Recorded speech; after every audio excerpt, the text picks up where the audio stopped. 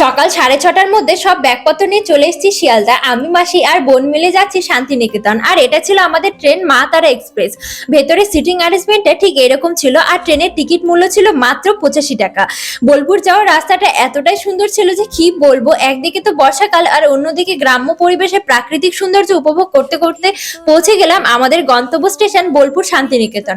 পৌঁছানোর সঙ্গে সঙ্গে অনেক টোটোওয়ালা নিজে থেকে ডাক দেবে, তাদের মধ্যে একজন টোটোওয়ালাকে আমরা ঠিক করেছি যিনি আমাদের পুরো শান্তিনিকেতন ঘুরে দেখিয়েছিলেন।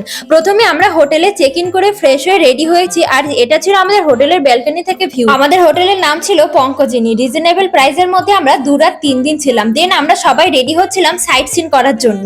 আর এটা হচ্ছে আমার রিসেন্ট ফেভারিট ইয়াররিংস, তো সেটা পরে নিলাম। আর এখানে আমি, মাসি আর বোন সবাই রেডি। টোটোলা আমাদের নিয়ে গেল কৃষ্ণাদির ঘরোয়া খাবার হোটেলে, যেখানে খাবার কোয়ালিটি তো ভীষণই ভালো ছিল রিজনেবল প্রাইসের মধ্যে। তারপর আমরা বেরিয়ে পড়লাম সাইট সিন করার উদ্দেশ্যে আজকের জন্য।